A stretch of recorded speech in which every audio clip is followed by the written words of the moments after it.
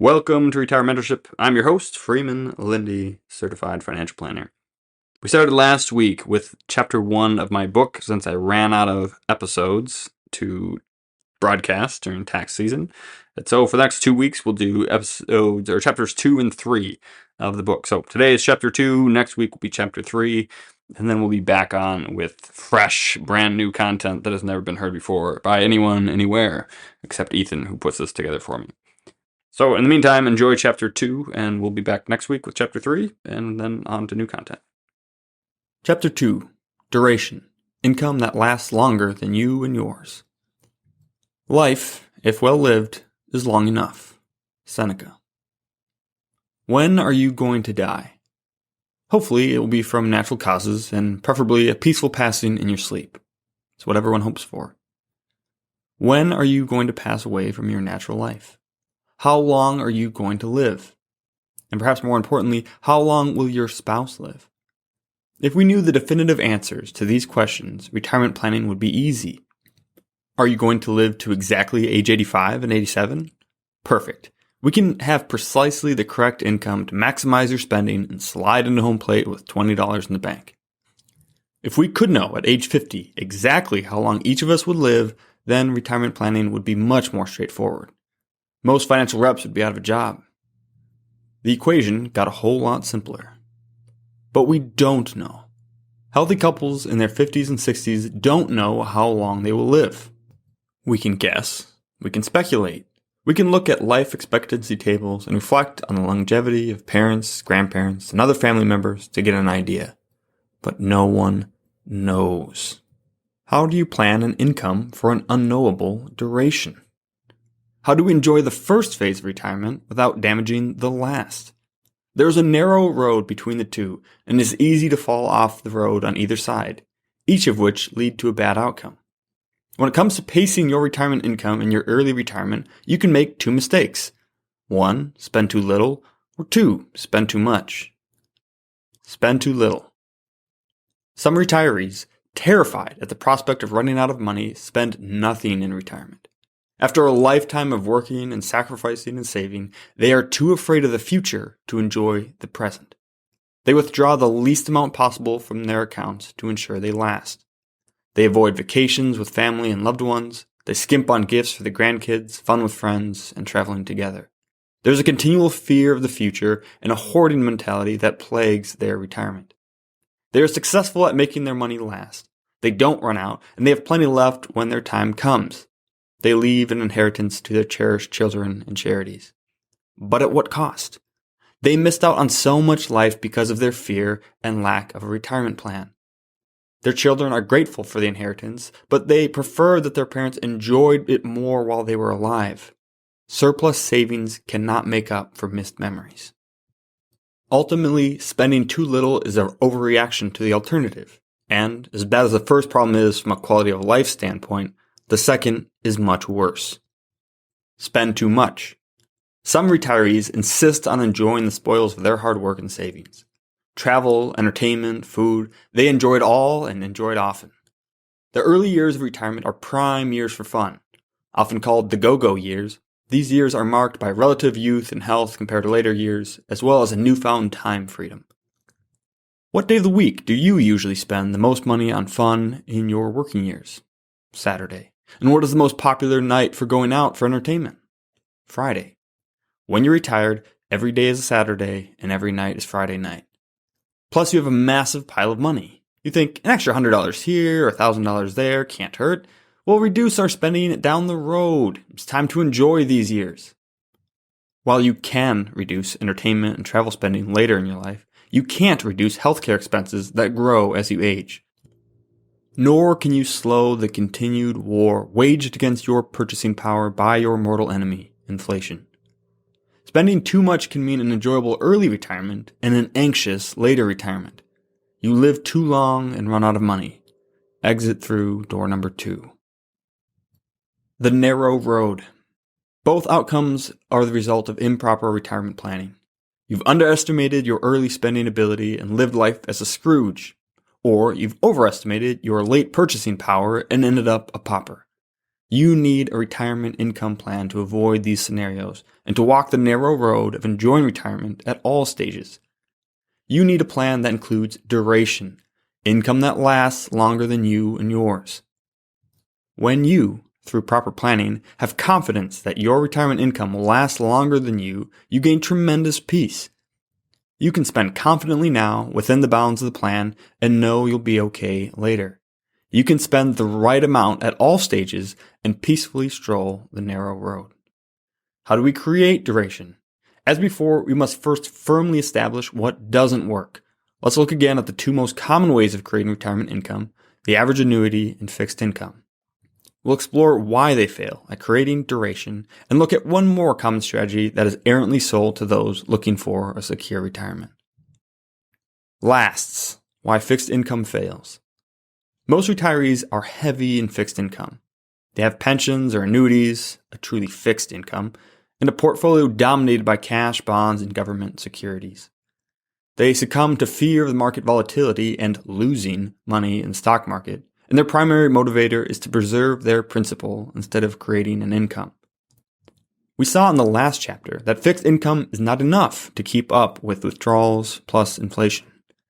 Cash and short-term fixed income, like CDs, treasury bills, and short-term bonds, don't even keep up with the rising cost of living, let alone support retirement income on top of that. You may create a stable portfolio of fixed income, but it certainly won't produce the growth you need to keep up. As costs increase, you need an income that will rise to the occasion. And when you don't have direction in your retirement income plan, you will also lack duration. You will need to withdraw from your portfolio to supplement the meager growth of your fixed income. You will need to dig into your retirement principal.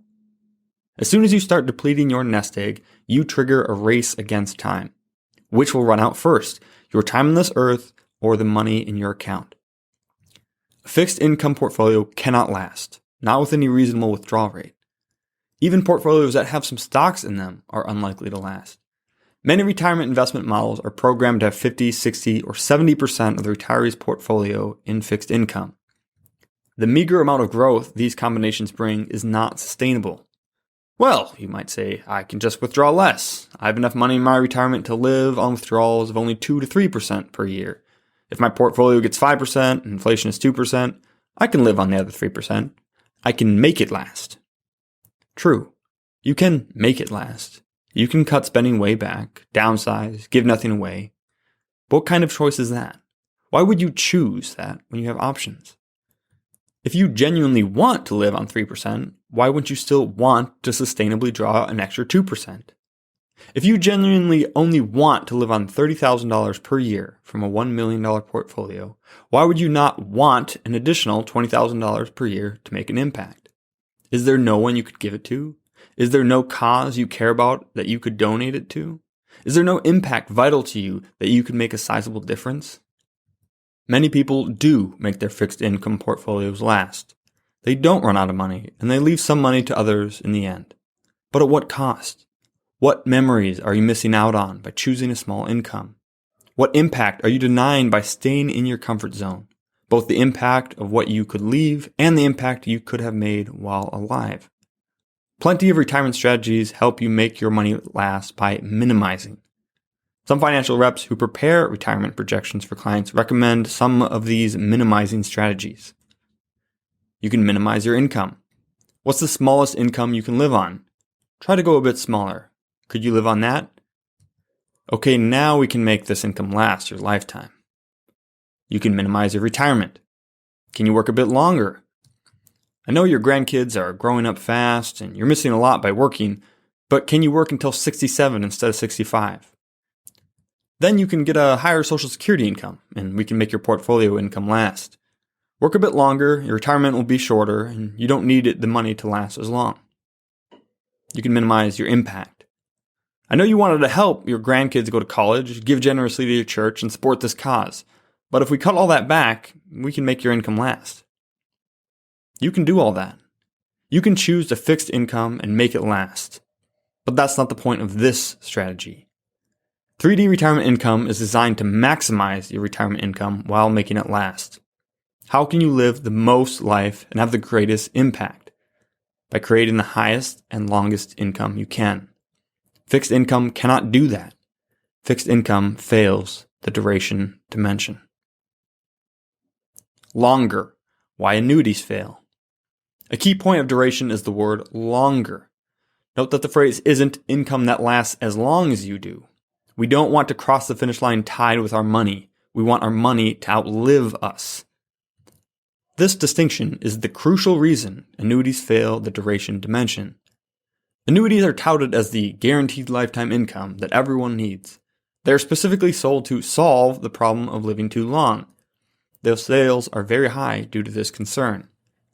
In the last chapter on direction, we saw why this lifetime income is underwhelming at best and is disastrous at worst. Annuities provide a flat income amid rising costs. When prices rise, they don't come back down. The United States Postal Service isn't going to start selling first-class stamps at 24 cents again, and the longer you live, the higher prices will go. Meaning that as you live longer and longer, that flat income will be less and less valuable. Annuities don't solve longevity. Longevity kills annuities. Annuities fail because they don't grow. There's another reason they fail, however. Annuities only last as long as you do. There's no opportunity to last longer. There's no opportunity to leave a legacy to your cherished children and charities. When you're gone, so is the money. With 3D retirement income, not only does it last as long as you do, but you have money left over. You can leave an impact on those you love. It lasts longer than you. That is what a true legacy is, impacting people even when you are no longer on this earth to act. There are many better ways to leave a legacy than leaving money. A legacy of love, service, mentoring, support, friendship, and many other blessings. You should leave those legacies first. But you can and should choose to leave a financial legacy as well. Given a choice between a strategy that lasts as long or longer than you, choose the latter. Choose today to create an income that lasts longer than you and yours and leave a legacy to others. You and yours. For those of us who are happily married, your concern may be greater for your spouse than for yourself. You want to ensure that your spouse is taken care of after you are gone. The desire to ensure the spouse is financially secure is strongest for those who spent their whole working life being the primary or only breadwinner for the family. The drive to provide for one's family does not simply turn off when they retire. It can be especially strong in men who have been the income earner and who have a shorter life expectancy. They know they are likely going first and want to provide for their spouse after they're gone. Fixed income heavy portfolios have a reduced likelihood of achieving this for all the listed reasons. This is why so many people turn to other common options for this problem. Annuities are sold as a solution to this problem. Make it a joint annuity and income will flow as long as either of you lives. Even after one spouse dies, the other will continue to get income for life. It's a big selling point. And it's true. An annuity will provide an initially reduced and effectively decreasing income to your spouse as long as they live. They reduce the income initially when you make it joint, as we covered in Chapter 1. It may go from a 5% withdrawal to a 4.5% withdrawal. On a $1 million retirement portfolio, that's $5,000 less per year, or $150,000 less over a 3-decade retirement. This reduction is only for the chance one of you lives well beyond their life expectancy. If you both live an average lifespan, you get nothing in return for giving up $150,000. Even in a fixed income portfolio, if you reduce your income by $5,000 per year, at least you have the $150,000 plus interest to leave to your children and charities. But with an annuity, your reduced income is completely gone when you both pass. And, once more, because it cannot be stressed enough, it is a flat income amid rising costs. If your spouse outlives you by many years, they are doing so on an income that is effectively getting smaller and smaller as their expenses get larger and larger. Neither fixed income nor annuities will maximize income to secure your spouse's future. There's one more common strategy out there that is sold to people as a solution to this problem. Enter permanent life insurance. Permanent life insurance. Permanent problem. The sales pitch goes something like this. Chuck and Diane, what happens if one of you passes away early and the other lives many more years? Alone. Let's say that you, Chuck, die at age 78. It's still a ways out, but many people pass in their late 70s. But let's say that Diane lives to 92. That's a long time, but many people live in the early 90s. The scenario is possible, right? That means that Diane is going to be alone, relationally and financially, for 14 years. That's a long time to be alone, and we want to ensure that Diane is taken care of during that time. Wouldn't we agree? Good. This scenario leads many guys like you, Chuck, to be tight-fisted with your spending in retirement. Your desire to provide for Diane when you are not around anymore makes your wallet tighter than the security at Fort Knox. Would we agree? That means you're going to be missing out on many memories you could be having out of a desire to support her. But it doesn't have to be that way. Not only do we want to ensure she is taken care of, we can ensure she'll be okay. I recommend we get a permanent life insurance policy on you, Chuck. Here's the short version of why, and then we'll dive into the specifics. First, it provides cash value. It will create an account in the policy from which you can pull money to supplement retirement income. Think of it as another fixed income bucket. It's not in the market, so your money will be safe and there when you need it. Second, it will create an additional sum of money when you die to help care for Diane. Knowing that she will get an additional $100,000 or even $250,000 when you pass will give you two the freedom to enjoy your retirement now. You can spend down the money in your retirement knowing that it'll fill back up when you pass. Oh, and since there's always a chance Diane should pass first, we should probably put one on her as well. Shall we dive deeper? In the early days of my career, when I was a financial rep at a Fortune 100 life insurance-based firm, I was taught this strategy by my sales manager. I watched him use it successfully on a few clients. And while covering all the issues of permanent life insurance is beyond the scope of this book, it has been sold to enough people that I need to at least mention it. A couple of thoughts. First, the cash value growth in permanent life insurance is terrible. It takes 10 to 25 years for the cash value in a policy to be equal to the amount you've paid in premiums. You get a negative rate of return on the cash value for many years before it finally gets up to the 3 to 4% as a long-term rate of return, around 30 years into the policy. Wait, 3 to 4%? That should be your short-term rate of return, not your long-term rates. Plus, you must pay interest to use your money in the policy. It would take several chapters to communicate how lousy life insurance cash value is as a fixed income. After learning how ineffective fixed income is as a primary retirement income generator, you'll agree that we certainly don't need more of a worse version. Second, the contributions you would need to put toward it before retirement and withdrawals you'll need to pull from other accounts in retirement to pay for the policy have enormous opportunity costs. You'd be much better off following the 3D retirement income model than purchasing a life insurance policy. Once again, you must look at the conflicts of interest. The financial rep may be required to sell a life insurance quota by the company that employs them. Are they recommending it because it's in your best interest or because they must? And you must look at the financial incentives. Suppose they are recommending $5,000 per year to be put towards insurance. If they recommended instead that $5,000 go into or stay in an advisory account that they are charging 1% annually on, they would be making $12.50 per quarter on that recommendation. But the insurance policy pays 50 to 120% of the first year's premium, and they could get paid as much as $6,000 to recommend the life insurance policy, plus a 1 to 2% annual trail. Their compensation options: recommend advisory, $50 per year; recommend insurance, $2,500 to $6,000 upfront. There appears to be a conflict of interest there. In my experience, almost no one needs permanent life insurance. Not if you have a good retirement plan. Not if you have 3D retirement income. I'll touch on life insurance one more time in the next chapter on diversion, but we don't have time to go any further.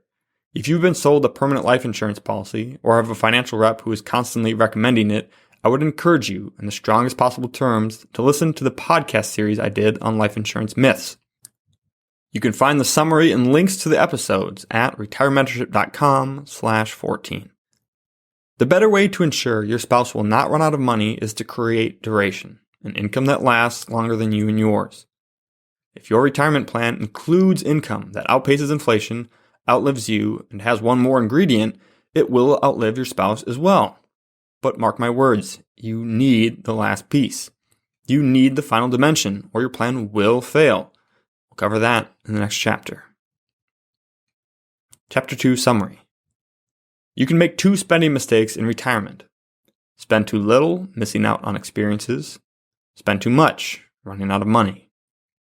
To confidently spend across all of your retirement, you need duration, income that lasts longer than you and yours.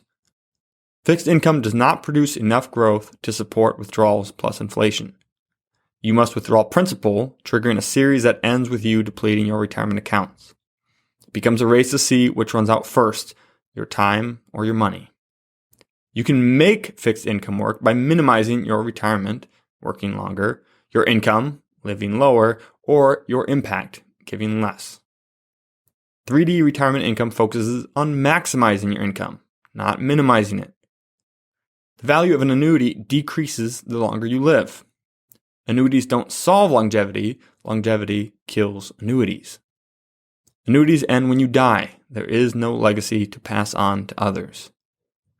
The cash value growth of permanent life insurance is terrible, producing negative returns for 10 to 20 years. The premiums paid for permanent life insurance have a massive opportunity cost. Almost no one needs permanent life insurance. Find out more at permanentproblem.com. Choose a strategy that lasts longer. Choose to leave a legacy. If you enjoyed that, you would love being part of our free membership community. It's called Retire Membership, and it has a host of benefits all for free. For example, you can always buy my book, 3D Retirement Income, on Amazon. But if you join us at Retire Membership, we will send you either a hard copy or paperback for free, provide the ebook and the audiobook so that you can listen to it if you don't have time to read it. In addition to that, we'll also provide you with a bunch of content that you can't get anywhere else. For example, we have our quarterly Retire Mentorship magazine, which comes out quarterly and has no ads whatsoever. It's just timely content to help you stay the course. We also have workbooks for our free online workshop to help you get the most out of those, flowcharts to help you make better decisions, and a weekly email to provide timely content that you can unsubscribe from at any time. We never ask for any payment information, and we never share your information with anyone else. We just want to provide timely content and help you stay the course to retire successfully and stay successfully retired. There's no reason to wait, so join us now at retiremembership.com, where you can click on the link in the description and it'll go right there. We can't wait to see you in the community. Cheers.